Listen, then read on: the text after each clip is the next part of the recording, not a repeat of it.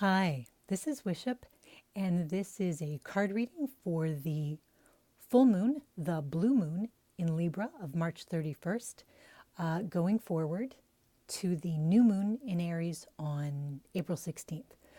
But because I'm filming this a little bit early of the full moon, I'm also including a lot about Mercury retrograde because that seems to me to be a strong force now. And it's really a force for good. That's a thing I wanted to say.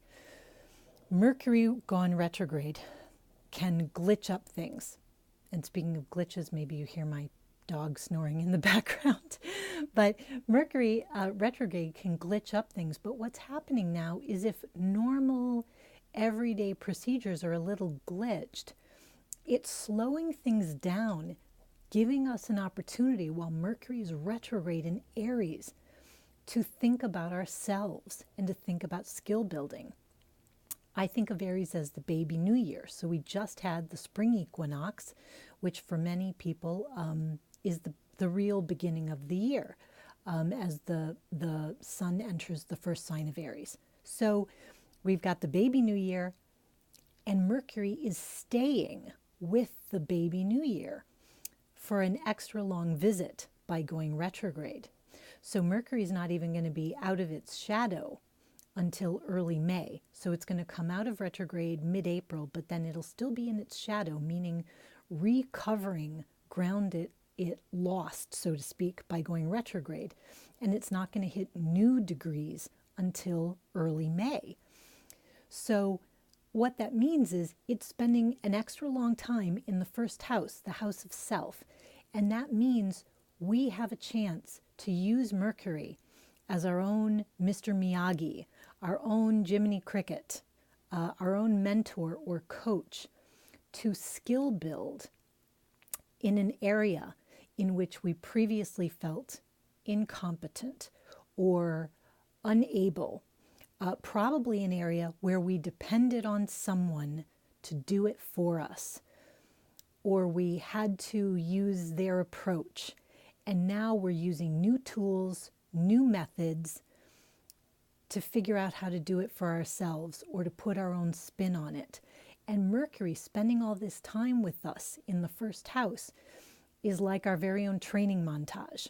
You know, the montages in the movie where they're trying and their coach is rolling their eyes and we don't know if they'll ever get it. But wait, no, they're getting it. They're getting better. They're doing it. They're succeeding. They're growing, they're triumphing. That's what this is. This is your montage. So think about areas in your life where a person or an approach or a method may not be available to you anymore, or where you just don't like it. It doesn't make you feel good. It makes you feel kind of bad about yourself. And we'll get into the cards too. I'm doing playing cards today, which I don't normally do. This is a little bit my montage, my skill building.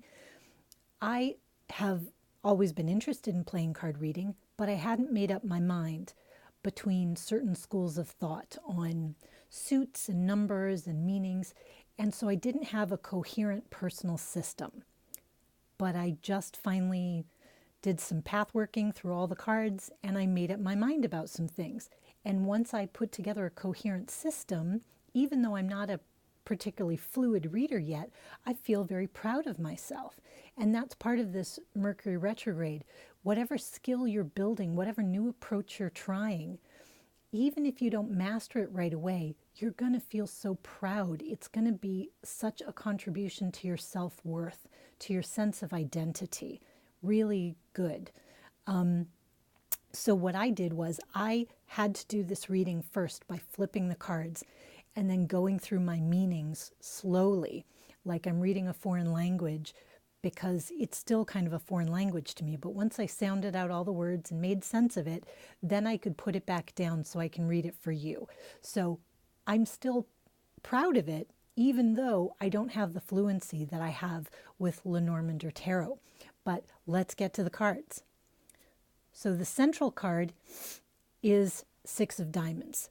For me, you may read this differently, but for me, this is a card about reciprocity, But the way it was aspected this time, I'm thinking about strings attached. There's an upside down sense of debt. So if you were involved in some activity or something that you did with another person or that you used another method for, it's something where you may have felt that you owed somebody. And part of the reason you couldn't put your own spin on it, you couldn't put in your input, you didn't feel like you were getting to have a say in it, was because you were depending on someone else for it. And so you felt like you had to take what they would give you. There's a little bit of that sense here. And there's also a sense, too, of, combined with the astrology, toxic comparison. You may have been looking at what someone else was able to do, what someone else was able to provide, and thought, I'm not even going to try because they're so much better than I am. I don't have anything good to add. I'll never be that good. That kind of a thing where you're comparing yourself to someone else and it's really knocking down your self-image. Instead of them inspiring you, it's demoralizing you. So this can be a situation with something in your life that had to do with partnership, that had to do with, it can be really any area, career, home. This could be a long time physical approach you've taken to something and you feel bad. You've been going to some sort of a physical class for something, but you've never gotten very good at it and you just feel terrible and you kind of want to make a new start. And when you make a new start with a new approach, even if you're not perfect at it, you're going to feel so good. It's going to be such an improved fit for you. There's something that is a behavior, a method, an approach, a person that's kind of outdated. And you may be realizing it's making you feel bad to be involved in it. And you really need to, even if it's a little bit scary, you need to take some steps out on your own to do it a new way.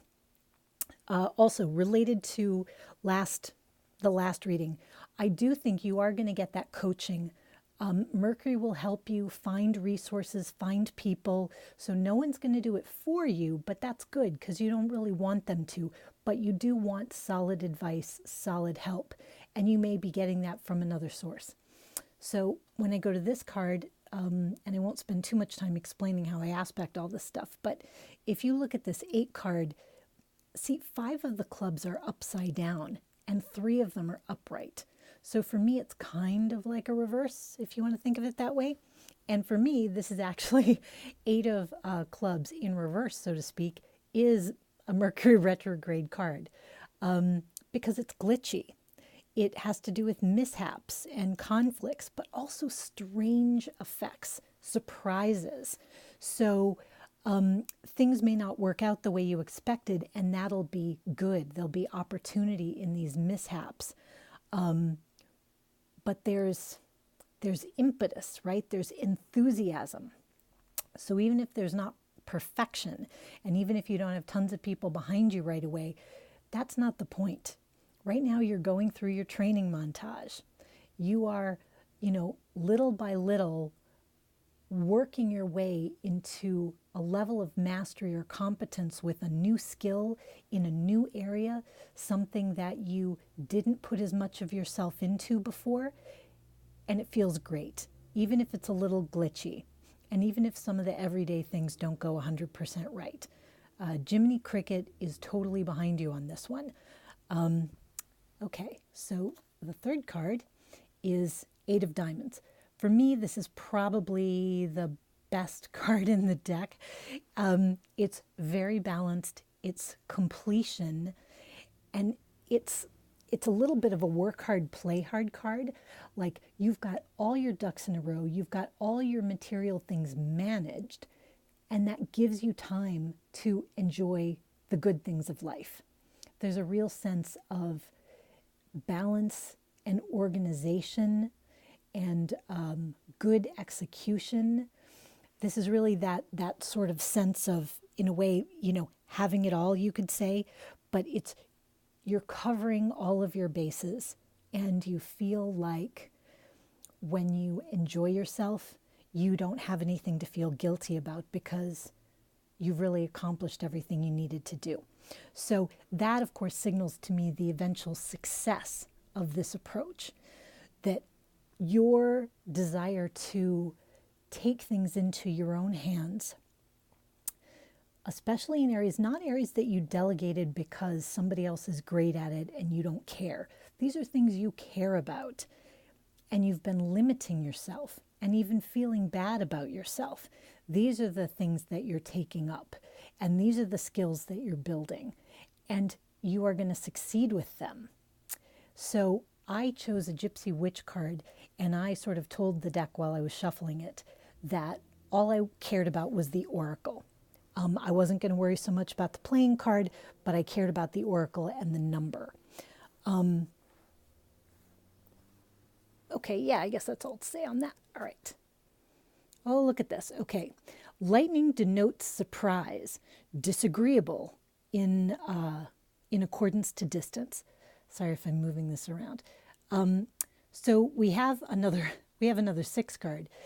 If I were thinking about this 6 of Wands, I could think about it in a really groovy way, but I told the card I was only interested in the Oracle.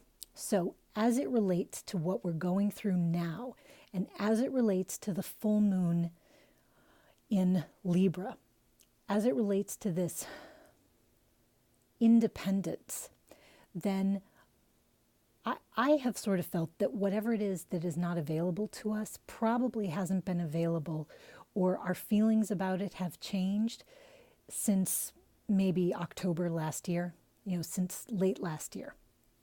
So this lightning flash, to me, is not the lightning flash of something being ruined, where, suddenly we have to take ownership of something because somebody else who we've been working with is totally incapacitated. This is not exactly the feeling I have, especially with the real direction of these cards. This is more the feeling to me with lightning of that epiphany.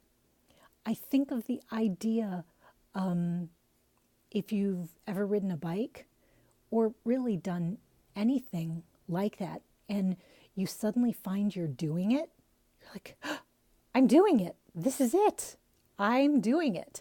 And it really is kind of a watershed moment. It's a level of excitement and pride that you didn't see how you were going to do it. And then you did it. And it doesn't matter if you can join the Tour de France next week.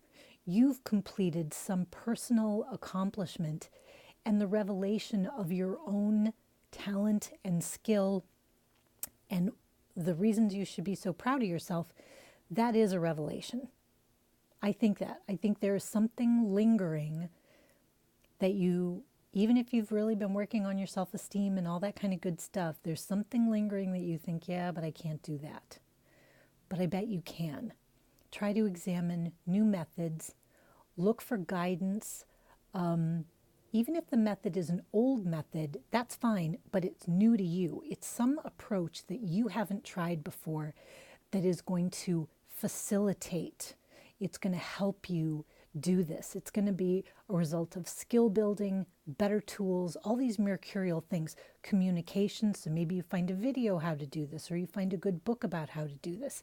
But these mercurial areas are going to be your Jiminy Cricket whispering in your ear. They're going to be your coach, your Mr. Miyagi. They're going to be your, executive chef teaching you. It's going to be like that. And at the end of it, when you accomplish it, and by May, when you show what you're really able to do, I think you're going to feel like $1 million. Anyway, that's what I have to say about this particular time period. And I want to thank you for your comments, for your likes, for your subscriptions. All of that is really great and very much appreciated. And rock on with your bad selves.